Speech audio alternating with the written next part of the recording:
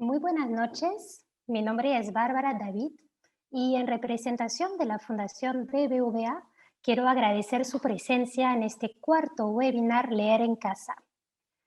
Este webinar se inscribe en el marco del programa educativo Leer es estar adelante, destinado a mejorar la comprensión lectora en escuelas públicas a partir de la elaboración de textos escolares y la capacitación docente. El webinar de hoy se titula La educación en tiempos de pandemia y tiene como objetivo aproximarnos a la situación educativa del país durante la pandemia.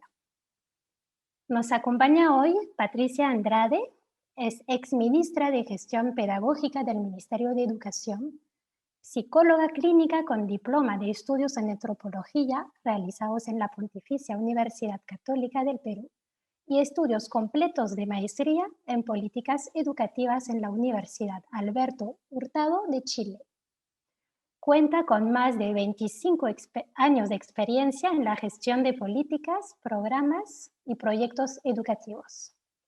Ha sido directora general de la Educación Básica Regular del Ministerio de Educación del Perú y directora encargada de la Dirección de Tutoría y Orientación para Educando.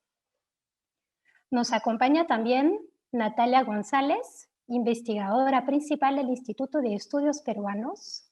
Ha sido directora de Educación y Actividades Académicas del IEP. Actualmente dirige el programa educativo Leer es estar adelante. Sus publicaciones y temas de investigación abordan las políticas públicas del sector educación, el funcionamiento del Estado, el tema docente y la educación ciudadana. Les dejo en compañía de Carolina de Belaunde, investigadora principal en el IEP, para dar inicio a este conversatorio. Muchas gracias.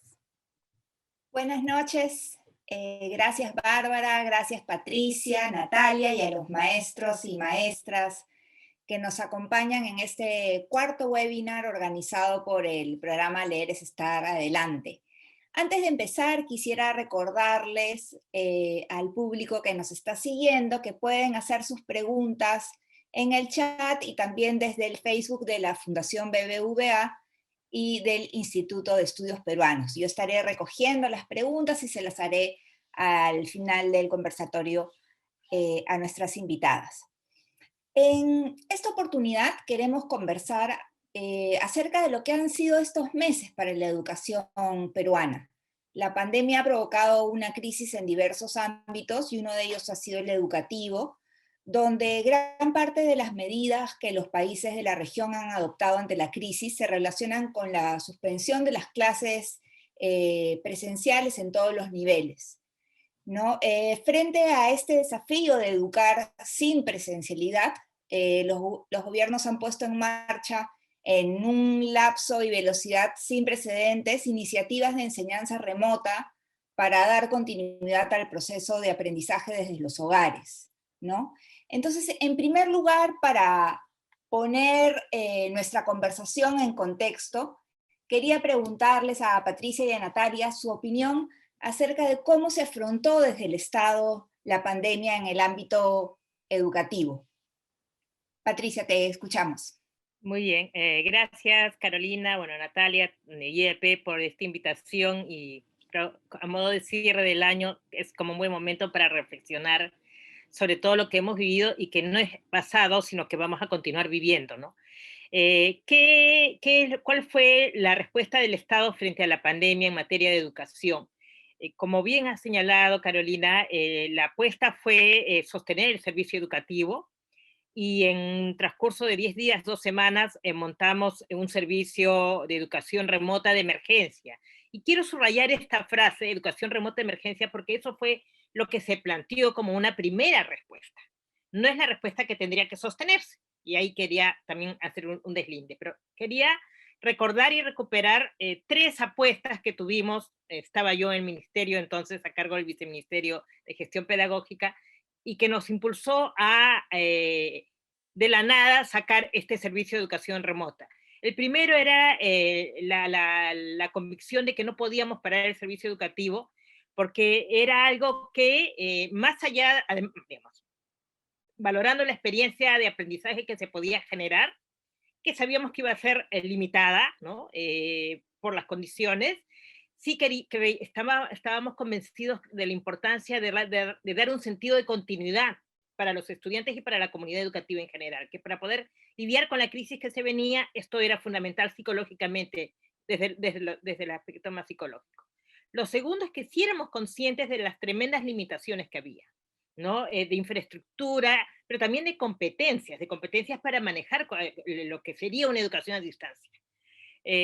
Por esa razón es que Aprendo en Casa, que se lanza el 6 de abril, se lanza a través de la plataforma digital, pero también de la radio y de la televisión.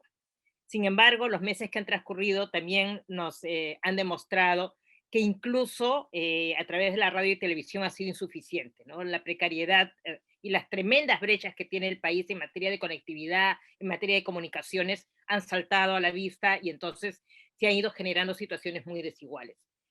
Y una tercera convicción que teníamos era que con todas las limitaciones había que hacerlo y que iríamos ajustando en el camino, pero que desde el inicio queríamos que sea una propuesta educativa para todos y todas. Y eso significó que no solo fue para educación básica regular, inicial, primaria y secundaria, fue también para básica especial, fue en 9 lenguas, se esperaba que sean más lenguas, pero fue lo que fue posible y en las 9 lenguas de mayor uso, y además para adultos, ¿no? Entonces, y así como se organizó en educación básica, para educación superior también se organizó lo propio. Entonces, esas eran las 3 grandes apuestas que nos movieron a hacer a montar este servicio educativo de Aprende en Casa. Natalia. Bueno, gracias a todos por estar otra vez con nosotros. Yo en realidad voy a hablar desde el otro lado de la pantalla, o sea, desde los que estuvimos mirando cómo el Estado iba a reaccionar.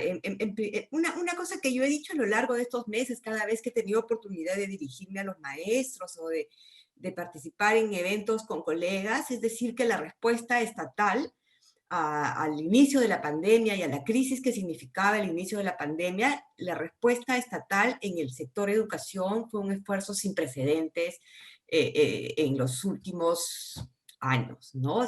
Podemos decir que inclusive en toda la historia republicana de la formación del Estado peruano, pocas veces el Estado tuvo una respuesta tan rápida y para mantener el servicio educativo. El servicio educativo en el Perú es un servicio educativo que se sostiene en un estado muy débil y han habido momentos de crisis política, de crisis social, de crisis de desastres naturales donde el servicio educativo se ha visto interrumpido justamente porque el Estado no ha tenido herramientas para hacer frente a estas crisis y en este caso hizo un esfuerzo sin precedentes para con todas las limitaciones que podemos analizar de la iniciativa Aprendo en Casa para seguir brindando el servicio educativo. Creo que este es un aprendizaje que es fundamental, además de en el ámbito educativo, en todos los demás ámbitos. En el momento de la crisis, ese estado débil al que nosotros le reclamamos tanto ha sido el que se ha puesto al frente bien, mal, con limitaciones, para hacer frente a la crisis. El sector salud, en la parte estatal, el sector educación, ¿no? Son los que han sostenido los servicios para lograr que la población no se vea totalmente abandonada. Me parece que cuando se diseña y se implementa la estrategia Aprendo en Casa, también salen a relucir todos los problemas y vacíos que tiene el Estado cuando brinda el servicio educativo de manera presencial, ¿no? Si bien el Ministerio hace un esfuerzo enorme por montar esta iniciativa, tratar de conectar a los docentes, tratar de llegar a las poblaciones más alejadas y más vulnerables, también es como nos permite mirar mejor todos los problemas que tiene el Estado en su día a día sin crisis, que ha tenido el Estado en los últimos 20 años sin crisis, ¿no es cierto? Uno es el hecho de maestros preparados para afrontar una situación de educación a distancia. La educación a distancia había desaparecido en el Perú en los hace unas 2 décadas más o menos, y los maestros no habían sido capacitados, no se les había puesto en la posibilidad de afrontar el servicio, y a pesar de todo lo hicieron, porque el Estado no solamente es el Ministerio de Educación. Cuando se habla del Estado y el sector educación, básicamente estamos hablando de los miles de maestros que trabajan en las miles de escuelas de todo el país. Y estos miles de maestros que en los últimos años han sido objeto de escrutinio, de juzgamiento, y que de alguna manera han logrado salir adelante aceptando la ley de reforma magisterial, ellos fueron los que estuvieron, como dicen ahora en un dicho popular, en primera línea para afrontar este problema. Pero se vio también la deficiencia. Los profesores en los últimos años no habían estado capacitados para hacerlo, no tenían los instrumentos, han trabajado en estos meses con sus celulares personales, tratando de conectar a sus alumnos, y estos problemas se van acrecentando en la medida que nos vamos alejando de las grandes ciudades.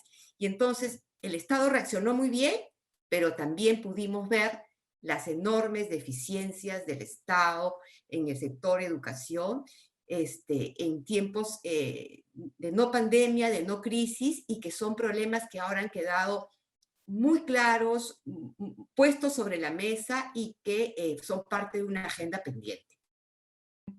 Sí, yo creo que a estas alturas del año hemos olvidado que muchos especialistas incluso hablaban de que los estudiantes debía darse el año por perdido, ¿no? Antes de la respuesta del ministerio. Entonces, sin duda, Aprendo en Casa ha sido una estrategia muy importante, y como mencionas, varios de los problemas son pre-pandemia, ¿no? Un segundo punto que yo quería conversar con ustedes tiene que ver con los aprendizajes, ¿no? Es un tema que ha estado muy presente en la discusión. Se han referido a ajustes curriculares, a la contextualización de los contenidos, y aquí pareciera que en la región han habido como dos caminos, ¿no? Uno que ha optado por la selección de contenidos que se consideran más relevantes, es decir, la priorización de unos contenidos sobre otros, y otro camino que ha abordado más bien temas que han sido relevantes para el contexto en distintas áreas, ¿no? Por ejemplo, pienso yo, no sé, en proyectos o un conjunto de investigaciones en el cual se articulan las áreas. ¿Cómo ven esto ustedes? ¿Qué aprendizajes se priorizaron, o en todo caso piensan que se debieron priorizar? Antes de responder precisamente el tema de aprendizajes, quisiera redondear parte de con lo que terminó Natalia y que omití señalar, y es cómo esta respuesta, qué implicó esta respuesta para el docente, que tiene que ver mucho también con el tema de los aprendizajes. Es cierto, en general la pandemia lo que ha hecho es poner el reflector en todas las brechas, en todas las desigualdades que tiene el país, en todos los ámbitos, ¿no es cierto?, del desarrollo. Y educación no es una exclusión, no es una exclusión. Y en educación no solo en materia de infraestructura, de conectividad, sino también en términos de capacidades, ¿no es cierto?, de capacidades de competencias. Los docentes ni el sistema educativo ha estado preparado para una educación a distancia. En realidad, en una educación básica no pensamos en una educación a distancia plenamente, porque los chicos, o sea, la socialización y el encuentro entre pares es sustantivo, ¿no?, en esta etapa de vida. Entonces, no teníamos un sistema preparado para educación a distancia, no teníamos a docentes preparados para educación a distancia, pero peor aún, bueno, los docentes rápidamente se vieron retados a transferir lo que pudieran a esta nueva forma de servicio remoto. Tuvieron que hacer un aprendizaje raudo, ¿no?, de cómo lidiar con los medios, pero también transfirieron sus prácticas presenciales tal cual, con sus luces y con sus sombras, y yo diría más con sombras que con luces, ¿no? ¿Cierto? Y entonces podemos decir que ha sido muy interesante cómo se ha puesto ahora sobre la mesa la importancia de la retroalimentación como parte del aprendizaje, pero sabemos que los docentes no hacían retroalimentación efectiva en la etapa presencial, o sea, antes no lo hacían, menos aún a distancia, pero lo han intentado hacer. Entonces, hay como una tensión ahí, ¿no?, entre querer hacerlo, y de hecho hemos visto a muchos docentes haciendo muchos esfuerzos, no solo subsidiando la conexión, sino también con un despliegue creativo, ¿no es cierto?, pero también con muchas limitaciones. Y esto tiene que ver muchísimo con la pregunta que plantea sobre los aprendizajes. O sea, creo que en general nos hemos movido en medio de muchas tensiones que no son resueltas, que no las hemos resuelto. Al inicio, desde el Ministerio de Educación se buscó que los aprendizajes centrales, medulares, fueran aquellos que tenían que ver con el cuidado de sí mismo, con el cuidado de los demás y por lo tanto con la ciudadanía, ¿no? Y eso estuvo en nuestro discurso, en parte en las experiencias que se estructuraron para Aprendo en Casa y un poco menos en la normativa, porque había mucha duda, por lo que tú has dicho, ¿no es cierto? Algunos países lo que hicieron fue seleccionar algunos. Y entonces, ¿qué nos pasó en el Perú? Que más allá de que nosotros decíamos, es una apuesta para la ciudadanía, es un momento oportuno para que los chicos comiencen a reflexionar sobre lo que nos estaba pasando, lo que estábamos viviendo, que pudieran analizar el comportamiento ciudadano de las personas, ¿no?, quienes se cuidaban, quienes no se cuidaban. Muy rápido se sentía la presión también por aquellos otros aprendizajes instrumentales que claramente están vinculados a las evaluaciones estandarizadas, es decir, comunicación y matemática. Y en realidad, desde mi punto de vista, es una falta de atención que solo revela un problema prepandémico, y es que la insuficiente comprensión que tenemos dentro del sector educativo, y ya no digo yo de la ciudadanía, de qué significa un currículo orientado por competencias. ¿Qué significa desarrollar competencias? O sea, yo puedo tener a alguien que tiene razonamiento matemático altamente desarrollado, pero que éticamente no, bueno, tenemos ejemplos de sobra, ¿no es cierto? Éticamente no tiene un comportamiento ciudadano, sentido de justicia, etcétera, etcétera, etcétera. Cuando hablamos de un currículo por competencias, en realidad estamos hablando de la capacidad de desarrollar en los chicos estas capacidades para enfrentar problemas, resolver situaciones, integrando experiencias. Pero esa concepción no está instalada en nuestra docencia. Aún no está apropiada en las prácticas pedagógicas, en las concepciones pedagógicas, menos aún en la ciudadanía. Y por eso, por ejemplo, cuando se hablaba del tema de la evaluación, que rápidamente preguntaban, ¿qué va a pasar? ¿Se les va a evaluar? No, entonces, y se comenzaba a hablar de la promoción automática, decían, no, pues entonces los chicos no se van a esforzar, este es un año perdido, efectivamente, ¿no? El otro día en un post en mi Facebook estuve discutiendo si era un año perdido o no, desde mi punto de vista no es, pero eso no quiere decir negar las limitaciones que existen. Entonces, eso es lo que se intentó acá.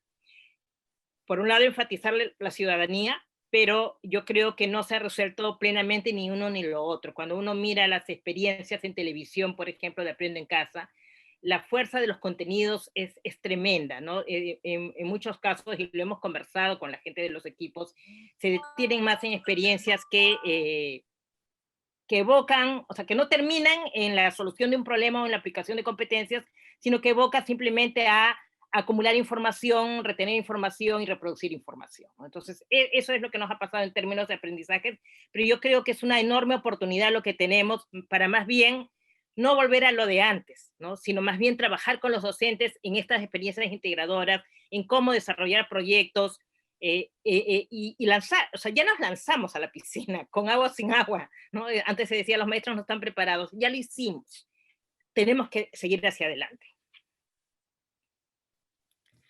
Mira, así como dice Patti, terminando una idea que tiene que ver con lo anterior, ¿no? Cómo reacciona el Estado, el sector de educación ante la pandemia.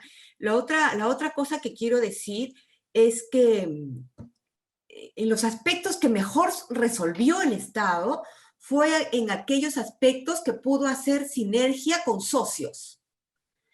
Donde el Ministerio de Educación no estuvo solito, sino consiguió el apoyo del Canal 7 para Aprendo en Casa, el apoyo de los medios de comunicación, el apoyo de programas educativos privados, ¿no? de programas de la cooperación internacional. En esos aspectos hubo una mejor resolución, o sea, en la medida en que se formaron alianzas, se convocaron actores, se pudo tener mayor impacto. y creo que también ese es un aprendizaje, o sea, el ministerio tiene que ser un ministerio que esté abierto. El ministerio no puede hacer las cosas solo. El Ministerio de Educación del Perú, el Estado social en el Perú es un Estado, si el Estado en el Perú es débil, el sector social es mucho más débil todavía. Y entonces este asunto de alianzas y de convocar a actores para apoyar, me parece que fue, sobre todo en el primer momento de lanzamiento, muy importante. Lo otro segundo es que también se pudo ver, el Ministerio de Educación no solamente se encarga de resolver el asunto de la educación pública, ¿no? Sino también se encarga de regular la educación privada. Y en el caso ya de la educación básica, se pudo mirar como las dos caras de una moneda.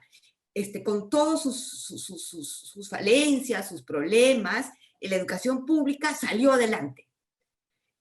Tuvo una iniciativa Aprendo en Casa, los maestros respondieron rápidamente, los maestros siguieron cobrando su sueldo, y todo fue marchando y estuvieron presentes. Lo que no sucedió con la educación pública. Creo que la pandemia puso otra vez, enfrentó este asunto de quién resuelve el derecho a una educación, el Estado o el mercado, ¿no? Y creo que eso lo hemos podido ver y lo hemos podido resolver este año diciendo que el rol del Estado en brindar el servicio educativo para las grandes mayorías de nuestro país está en manos del Estado, que con todas sus debilidades lo hizo. Estuvo acompañando a los niños, a sus familias, ¿no? Llegó pues a las zonas más alejadas, más vulnerables, pero no llega nunca, o sea, no, ahora todo el mundo reclama, pero los niños rurales no lograron. Señores, el Estado de los últimos 20 años no ha llegado a los niños rurales nunca de la manera óptima como estábamos esperando. Pero lo que llegó del Estado llegó, y el mercado, con todo este aliento a la participación del mercado en la educación básica, no voy a hablar de la educación universitaria, no logró resolver los problemas, sobre todo en los sectores más populares de nuestro país. Eso respecto a esta primera pregunta.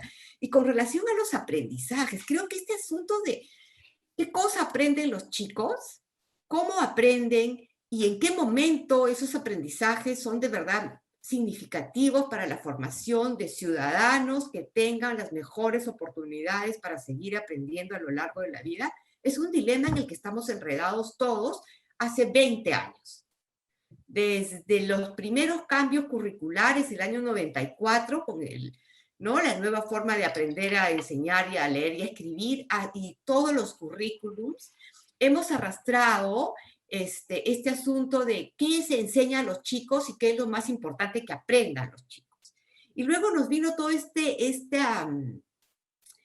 esta forma de entender el sistema educativo como un sistema educativo que evaluaba ciertos aprendizajes que tenían que ver con estas evaluaciones estandarizadas, ¿no es cierto? Y todo lo que está pasando en nuestra sociedad, todo lo que ha venido sucediendo en los últimos 20 años nos muestra que es totalmente insuficiente para el tipo de ciudadanos que necesitamos. Entonces, los maestros, el sistema educativo, han hecho lo posible, han dado pasos firmes, seguros en los últimos años para tener un currículum moderno, un currículum que permita desarrollar competencias. Los maestros han hecho lo posible por adecuarse a enseñar en ese currículum, se ha tratado de capacitarlos, los organismos intermedios han tenido un rol en la implementación de estos asuntos más pedagógicos, más curriculares, pero el dilema no se resuelve, y creo que lo vemos en el análisis de la iniciativa Aprendo en Casa desde su primer bimestre a lo que está sucediendo ahora. Los primeros programas de Aprendo en Casa me tuvieron a mí mirando y evaluando bien qué se hacía, y entonces, en general, para todos los ciclos de la básica, era un asunto de cuidado personal y de tratar de explicar qué estaba pasando en términos sanitarios, en términos sociales, en términos científicos. Y progresivamente, y ya en el último bimestre, lo que hemos visto son clases de trigonometría para secundaria, clases de comprensión, lectura, pero descontextualizada, no solamente de lo que está pasando en el espacio social donde están, sino totalmente de espaldas a la situación por la que están atravesando los propios estudiantes. O sea, una clase de esa naturaleza no puede ser difundida y puede ser aprovechada por un chico peruano, una chica peruana, un niño peruano, una niña peruana que vive en una casa donde no hay un espacio para estudiar, en una casa de familias ampliadas, con abuelos, padres, hijos, que además están confinados, con problemas económicos, con falta de trabajo. O sea, es un descriterio total una clase de geometría en estas situaciones, ¿no es cierto? Y creo que se olvidó el mandato inicial de Aprendo en Casa y se optó por una mal entendida demanda también de las familias, de que se podía solucionar el problema del año escolar emitiendo estos contenidos en Aprendo en Casa sin tener en cuenta que a medida que pasaban los meses, no es que nos habituábamos a la situación, sino que la crisis pandémica se iba sumando a la crisis social, la crisis política, la falta de trabajo, y entonces yo creo que en este último periodo de la iniciativa de Aprendo en Casa ha habido un quiebre y una falta de norte, ¿no? Que en realidad es un norte político en la iniciativa de Aprendo en Casa. Y creo que ahí ha estado una falla que podemos recoger para entender y diseñar la vuelta a clases.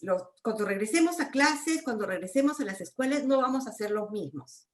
Los maestros no serán los mismos, los niños no serán los mismos, habrá profesores que no encontraremos, habrá niños que habrán perdido a sus familias, y ese asunto es crucial para el desarrollo de una conciencia de lo que nos pasó y de los problemas de nuestro país. Y entonces la vuelta a clase tiene que ser diseñada teniendo en cuenta estos asuntos y habrá tiempo para volver a sumar, a restar, a multiplicar, a leer y a comprender lo que se lee y a desarrollar los conocimientos de la ciencia y del ambiente, pero creo que por delante tenemos que tener en cuenta esto. Y evaluar de esa manera. Aprendo en Casa de mi evaluación particular. Creo que a medida que transcurrió el tiempo se fue perdiendo como la noción, como la idea, y creo que tiene que ver muchísimo con este mandato tan imperativo de los especialistas, ¿no? Que diseñan estos temas de contenidos, los que diseñan los currículos, ¿no? Creo desde el Ministerio de Educación, como que el currículum se vuelve una camisa de fuerza y no una posibilidad. Entonces vamos a adecuarnos al texto, vamos a adecuarnos a lo que dice y sin entender muy bien. Y por último, y que tiene que ver con esto, también hemos visto que a pesar de los esfuerzos, la descentralización no sirvió de mucho para soportar, a pesar de que todos desde alguna manera apostamos por la descentralización educativa. Creo que el poco interés de los gobiernos regionales, de las instancias educativas de los gobiernos regionales en apoyar tanto el despliegue de la educación a distancia como los contenidos, porque pienso que no había mejor momento para que, así como la pandemia iba avanzando de manera diferenciada por diferentes territorios de nuestro país, los contenidos también tenían que ir siendo diferenciados. En el momento de la crisis total en Loreto debió ponerse énfasis en el cuidado personal, en que se conociera muy bien por qué era importante no salir, por qué era importante la mascarilla. Ahí no valía para nada una clase de comunicación o de matemática. Entonces, pero el ministerio no pudimos ver desde fuera esa relación entre el Estado central y el gobierno subnacional, ¿no? Para darle mayor impulso a la iniciativa, ¿no? Y a escoger qué íbamos a aprender en este año escolar. Patricia, no sé si tú quieres decir algo. Sí, a ver, para ir redondeando estos dos temas, en realidad, en interacción con lo que dice Natalia, ¿no? A ver, yo creo que esta obsesión por la cobertura curricular nos mata. Y no es solo de los especialistas, ¿ah? O sea, en todo caso, no solo de los especialistas del ministerio, sino también de los otros expertos en muchos eventos que he participado, ¿no? Como espacios como este, ¿no? Yo no voy a decir nombres, pero era la constante, o sea, gente que escribe, o sea, líderes de opinión en educación preocupados por la cobertura curricular y pidiendo que prioricemos contenidos, ¿no es cierto? Y entonces ahí o sea, la sensación que me da siempre es que poco hemos hecho para gestar una comprensión común de cuál es el sentido de la educación finalmente. O sea, yo creo que eso es lo que está detrás de todo. No es cuántas horas le dedico a la pantalla o a la clase o al aula, ni cuántas informaciones manejo, sino cómo me voy conectando con mi vida. O sea, cuando se habla de la escuela para la vida, de los aprendizajes para la vida, hemos tenido y todavía tenemos una oportunidad de oro para contextualizar el aprendizaje. O sea, esta crisis tiene sus luces y sus sombras. Entonces, una oportunidad es que los muros del aula, ¿no? O sea, el aprendizaje, la caja negra, eso que ocurría de lunes a viernes de 8 a 1 en un espacio llamado aula, esas paredes se derrumbaron y entró a la casa y a la televisión. O sea, creo que nunca como ahora se haya hecho más público y visible la experiencia de aprendizaje con todas sus fallas, ¿no es cierto? Y también ahí ha revelado, por eso, que no tenemos una comprensión común de qué se trata, ¿no? Tanto de los especialistas como de la familia, y obviamente de los propios docentes, ¿no? Tenemos muchas oportunidades, pero se necesita mucho más para potenciarlas. Y creo que la otra cosa que también nos tensa es la métrica. Acá seguramente me pelearé con algunos, pero fíjense que todo lo que estamos hablando que nos tensa, esto que tú dices, Natalia, que es una camisa de fuerza, son los indicadores con que se mide la satisfacción del servicio educativo.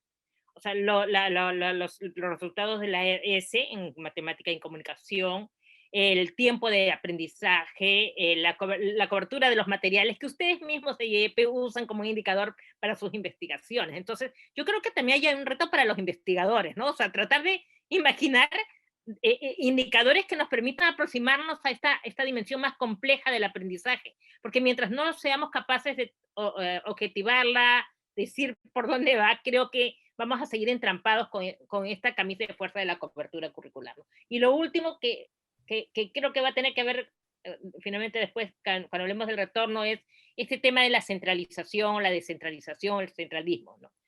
Y es que la respuesta de emergencia que se dio, sí, o sea, lo que hicimos fue llevarnos el servicio educativo al Ministerio de Educación, o sea, las instituciones son responsabilidad directa de los gobiernos regionales.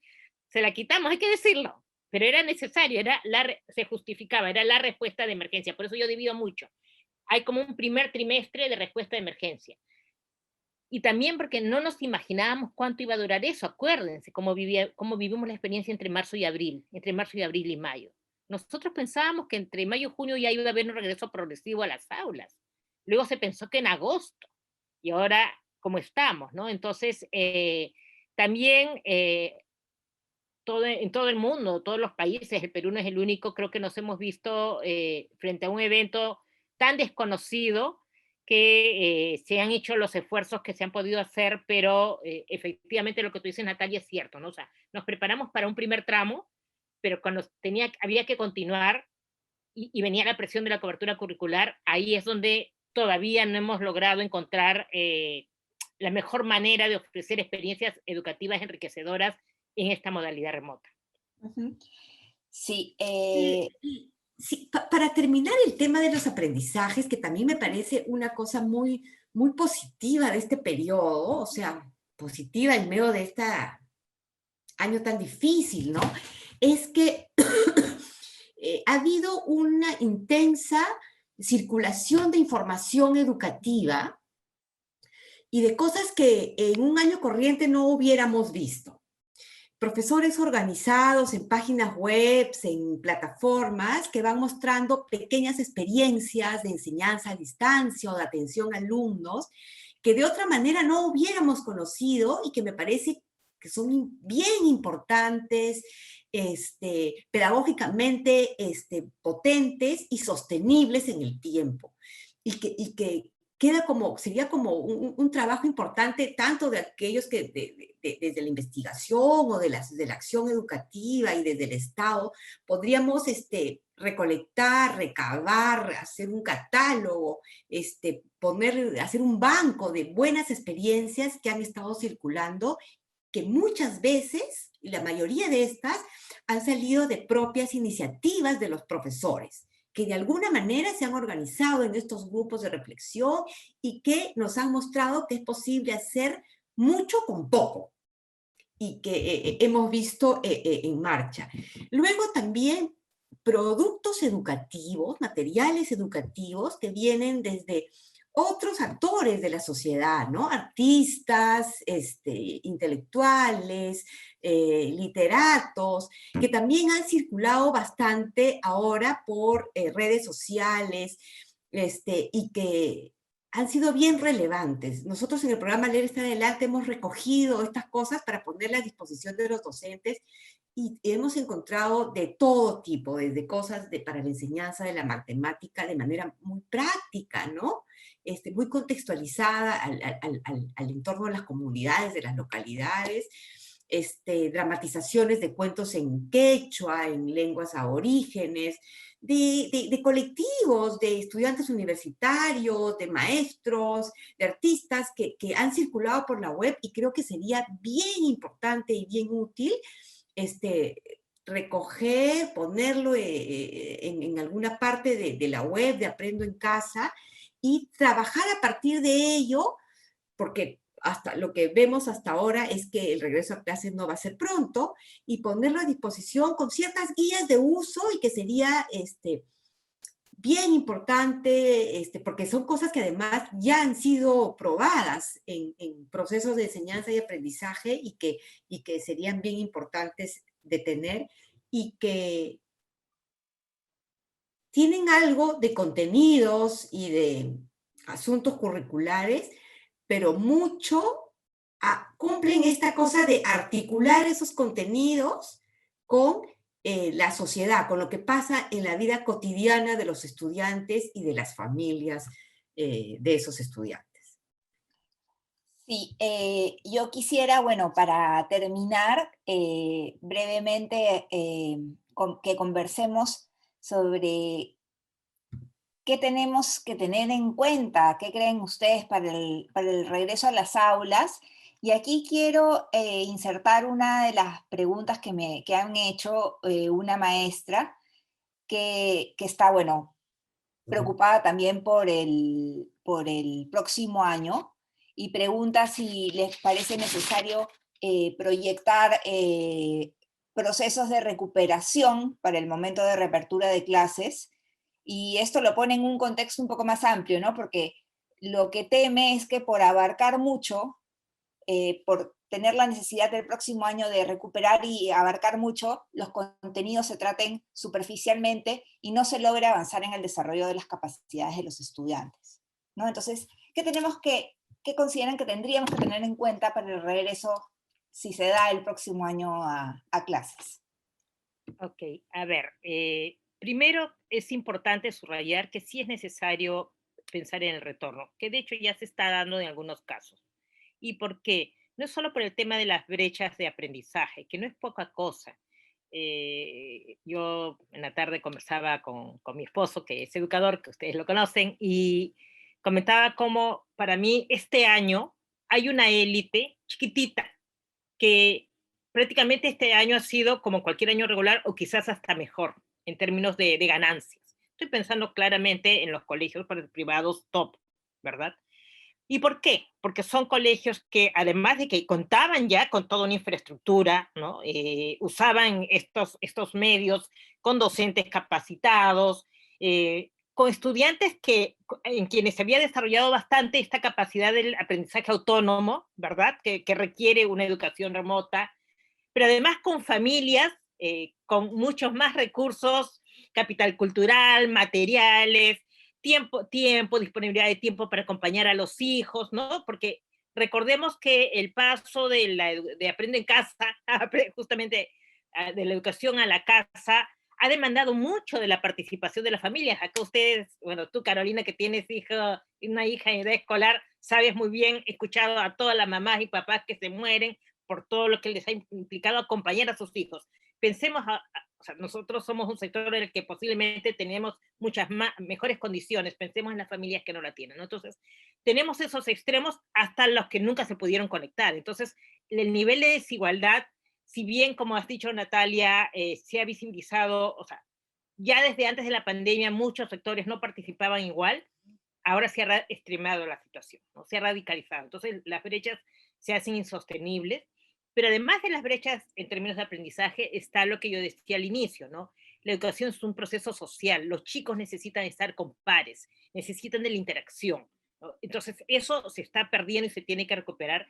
Y además, precisamente, sobre todo para las zonas vulnerables, pero no solo, todo lo que implica las redes de soporte frente a casos de violencia, detección de casos de violencia doméstica, el tema de la alimentación, que se ha recuperado solo en parte, no ha llegado a todos. Entonces, digo esto porque con todas las dificultades y riesgos, sí se tiene que pensar en un retorno. Ahora bien, ¿qué tendríamos que considerar? Además de las medidas sanitarias, que no voy a entrar ahí porque ya las conocemos, yo quería destacar dos cosas. La primera es que tenemos que preparar a los docentes bien para la acogida. ¿Y qué significa preparar a los docentes bien? Natalia lo dijo hace un momento. Cuando regresemos a la presencial, por lo menos la mitad de las familias, con toda seguridad, han sido afectados por el COVID directamente, pueden estar en duelo, haber tenido pérdidas, ¿no? que van a llevar al encuentro familias en las que algún miembro ha perdido su trabajo, ¿no? Afectadas económicamente, los propios docentes afectados económicamente, su salud emocional, situaciones de violencia que sabemos que se han incrementado. Entonces, lo peor que podría ocurrirnos es que los maestros lleguen al aula y se interactúen con los chicos para mirar solo las cuestiones pedagógicas, ¿no? Como si nada hubiera pasado. Entonces, eso es un desafío tremendo que tiene el Ministerio de Educación hoy día. Perdón, no solo el Ministerio, las DRE y LUGEL, todo el sector de educación, en preparar a las y los docentes en sus propias circunstancias de vida y cómo van a lidiar con el grupo. Entonces, ese es un tema que yo quería levantar. Y el otro tema es que ahora más que nunca se necesitan tomar medidas territoriales, porque no es lo mismo pues contemplar el retorno en el ámbito rural que en los ámbitos urbanos. En el ámbito rural posiblemente los chicos se van a trasladar caminando hacia la escuela, ¿verdad? Es decir, en todo caso va a depender mucho del acceso, la distancia entre la escuela y el domicilio y el medio de transporte. Entonces, no podemos controlar las medidas sanitarias en casa, podemos controlar las medidas sanitarias en la escuela, pero no en el camino. ¿Qué va a pasar en el ámbito urbano? ¿Qué va a pasar ahí donde los chicos tienen que hacer uso de un transporte público? Sabemos que se están relajando las medidas de manera tremenda en las calles, la gente ya no usa mascarilla, ¿no es cierto? Bueno, no voy a entrar en detalle, ustedes lo saben muy bien. Entonces, ¿cómo es imposible pues trazar una ruta de retorno solo desde el Ministerio de Educación? Tienen que tomar en cuenta las condiciones de territorio. Y quizás un tercer elemento que deberíamos pensar es que esto no es solo sectorial, justamente por lo que dije hace un rato. Estamos siendo testigos de la relajación que está haciendo la gente, que está teniendo la gente frente al COVID, frente a las medidas de seguridad, ¿no es cierto? Se habla de una segunda ola. Entonces acá se necesita una política de gobierno muy fuerte que hasta ahora no se logra y que no es a punta de amenazas o de miedo, sino cómo logramos volver a responsabilizarnos. Parece que nos estuviéramos habituando. Entonces, ¿cómo hacemos para que toda la ciudadanía se responsabilice por sí mismos, pero ahora más, cuando comienza a ver a chicos caminando hacia su escuela, redoblar la seguridad y no exponerlos, ¿no? Entonces, ahí hay como tres frentes que hay que mirar. El docente y cómo se relaciona con los chicos, el territorio, cómo se adecúan los planes al territorio y cómo se trabaja más a nivel de sociedad, cómo hacemos para recuperar esta alerta, este sentido de alerta y de cuidado, que no es vivir de temor, pero sí de responsabilidad, ¿no? Y ya para cerrar esta parte, tratando de responder a la inquietud de la profesora, sí, pues, o sea, el currículo habla de ciclos, que está estructurado por ciclos que son 2 años, ¿no es cierto? Y por eso nosotros decíamos desde el inicio de este año, pensemos un 2020 y un 2021. A estas alturas hasta deberíamos proyectarnos hasta un 2022, ¿cierto? Y de lo que se trata es de acompañar a los chicos en su progreso, de ver cómo avanzan, ¿no? Por eso es muy importante esta norma que salió para la evaluación, ¿no? En la que se suspende la evaluación con criterios, con consecuencias para fin de año, pero sí se necesita evaluar para saber hasta dónde han llegado los chicos. Y yo voy a insistir, no es un año perdido, han aprendido cosas, algo han desarrollado, no sabemos qué, y sí se necesita. Y en realidad lo que deberíamos hacer es preparar a nuestros docentes para que sepan hacer una buena evaluación de sus estudiantes, de todo lo que hayan podido aprender a fin de año y a comienzos del próximo año, para seguir acompañándolos. Y efectivamente, asumir que posiblemente ni el 2021 se logrará, pues con la cobertura curricular que termina siendo la camisa de fuerza, ¿no? Pero no perder de vista al estudiante. Yo a la docente lo que le diría es, mire a sus estudiantes, evalúelo para saber en qué están, hasta dónde ha llegado y siga desde ahí. Y no se afane, porque lo que va a encontrar es lo que se encontraba antes de la pandemia también, que los chicos llegan a un grado no con el nivel de competencias que tendrían que haber logrado en ese grado. Esa es otra cosa que también la pandemia ha descubierto. O sea, hay muchas cosas que nos vamos a escandalizar, pero en realidad es la de siempre. ¿Cómo así en segundo y secundaria la evaluación censal dice que los chicos no logran el nivel satisfactorio? En realidad los chicos se han quedado en primaria, en general, en la escuela pública. Los chicos están en primaria. Entonces, quizás esta pandemia nos pone contra la pared y nos obliga a mirar la realidad que hemos querido evitar, ¿no es cierto? Que hemos estado soslayando. Entonces, mi mensaje para los docentes sería ese, ¿no?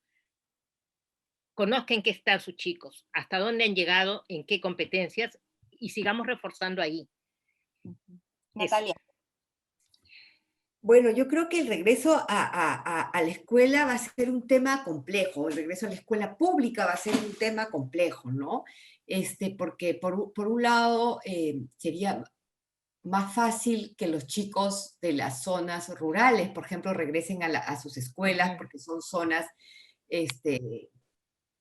donde pueden llegar caminando, abiertas, la escuela es parte de las comunidades, de las localidades, pero también pienso que con la escuela llegan otros agentes, el maestro no vive en las localidades y va a tener que trasladarse desde centros urbanos hasta la escuela y puede ser el agente que lleve la enfermedad a las comunidades rurales. El análisis histórico de las pandemias dice que las pandemias se concentran en centros urbanos, que ahí son las graves crisis, pero que cuando la pandemia se aleja termina llegando a las zonas rurales, y es en las zonas rurales donde sí se suceden hechos terribles, porque ahí sí diezma totalmente a la población porque no tienen ningún servicio de salud, ¿no? O sea, el acceso al oxígeno en el mundo rural no existe. Entonces yo antes pensaba que, bueno, que regresen las zonas rurales, pero después leí esto y me puse a pensar, no, ¿qué va a pasar en la Amazonía? ¿Qué va a pasar en la sierra cuando los agentes que llegan con la escuela lleguen a estas zonas y puedan traer la enfermedad? Entonces yo creo que es un asunto bien complejo, es un asunto complejo también porque los chicos no dan más. El confinamiento para los niños, los más pequeños, los de la educación básica y los jóvenes, no da más. Y ahí el gobierno va a tener que sopesar la seguridad frente a esto, y creo que de manera personal me parece que la seguridad debería primar, ¿no? Antes de pensar en un retorno no reflexionado y no seguro a las aulas. Y por eso es que yo creo que la educación a distancia ha llegado para quedarse. Y si no teníamos nada, bueno, hemos sentado las bases de una política a educación a distancia que debe continuar y debe acompañar el regreso a las aulas. Y debe acompañar ese proceso de puesta al día en los contenidos, en los aprendizajes. O sea, Aprendo en Casa no debe desaparecer. Aprendo en Casa tiene que acompañar el regreso a la escuela. Hasta que regresemos a la escuela tendría que continuar y debería haber un aprendo en vacaciones con canciones, música, bailes tradicionales, mucho teatro, películas para los niños y jóvenes.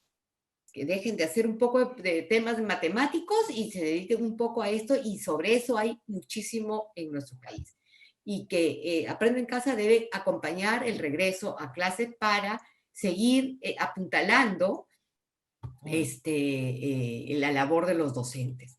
Esperamos que para el retorno en estos meses se haya completado con esta política de distribución de las tablets para las poblaciones rurales, y creo que eso va a ayudar bastante a estas poblaciones que en estos meses han estado bien aisladas y con poquísimo con qué conectarse, ¿no es cierto?, a la iniciativa estatal.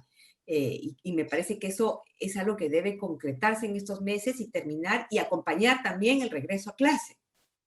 O sea, el profesor no puede regresar solo ahora a las clases. No puede el profesor en las escuelas más pobres de nuestro país no pueden regresar solos a clase. Van a tener que regresar acompañados de varias cosas que puedan sostener su trabajo. Y con respecto a la evaluación, sí, pero yo creo que va a ser muy importante planificar, así como han puesto tanto interés en por ejemplo, planificar las CESES en los años anteriores, planificar algún tipo de evaluación que nos muestre por ciclos, ¿no es cierto?, en qué estado, o sea, construir una línea de base para que el ministerio y las instancias del sector de educación tengan una idea de qué priorizamos para el 21 como las competencias a desarrollar, qué nos falta desarrollar en competencias, como para poner una puesta al día, y el año 22 y el año 23. O sea que el gobierno de transición ahora tendría que diseñar un regreso a clase con este acompañamiento de diversos elementos, fundamentalmente de este asunto de educación a distancia. Esto no puede parar. Yo creo que no debería parar ni siquiera en las vacaciones de verano. Y que el nuevo gobierno, o sea, lo que tendríamos que exigir en el debate electoral, más allá de las palabras vacías de todos los políticos siempre con respecto al asunto educativo, es cómo se deben comprometer a que el año 21, el año 22 y el año 23, a partir de una línea de base, se diseñe las actividades, la estrategia para recuperar lo que no se aprendió en este periodo y lo que no se va a seguir aprendiendo porque la pandemia todavía tiene un tiempo para quedarse, ¿no? Porque es cierto, otras cosas habremos aprendido y también deben ser reflexionadas en la escuela, pero no podemos dejar de que nuestros niños terminen su primaria sin las competencias básicas que les permitan afrontar su secundaria y posteriormente estudios superiores, ¿no? Entonces, en esas dos dimensiones habría que diseñar la estrategia, ¿no? Y creo que aprendo en casa para siempre.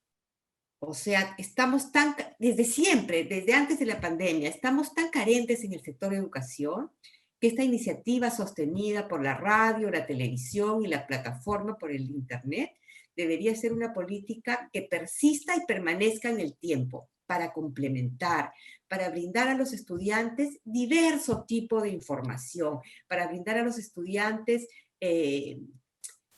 también cuestiones de divertimento, cuestiones de desarrollo cultural, de acercamiento a la cultura, de acercamiento a las artes, de acercamiento al pensamiento científico, ¿no?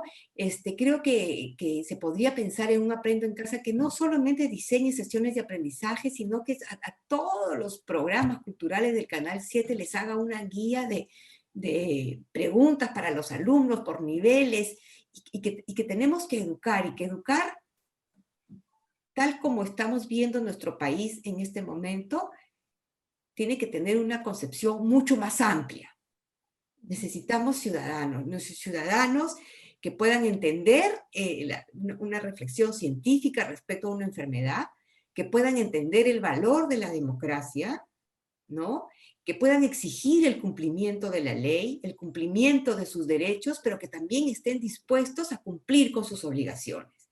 Y esa es una tarea que tiene que iniciarse desde la escuela, en una relación positiva entre niños, niñas, estudiantes, su escuela, y esas serán las bases para una relación positiva con el Estado y con el sistema democrático. Mientras sea una relación de carencia, de una escuela que da poquito, que enseña poquito, que no permite tener mejores aprendizajes, mejorar tus condiciones de vida, esa relación será una relación negativa y no va a permitir desarrollar estas competencias ciudadanas y el sentirse parte de un colectivo, de un país, el sentido de colectividad, que es el que se funda en la escuela, debería ser fuerte, alentado por los docentes y servir de base para el desarrollo de una sociedad mejor, porque estamos al límite con la pandemia, pero estamos al límite con el país. El país está al límite y necesitamos reaccionar todos. Y esperamos ser todos parte de un llamado que nos haga el Estado, el Ministerio de Educación, para colaborar lo mejor posible desde el lugar que ocupemos. Sí, sin duda, Natalia, Patricia, como mencionan, va a ser un proceso complejo.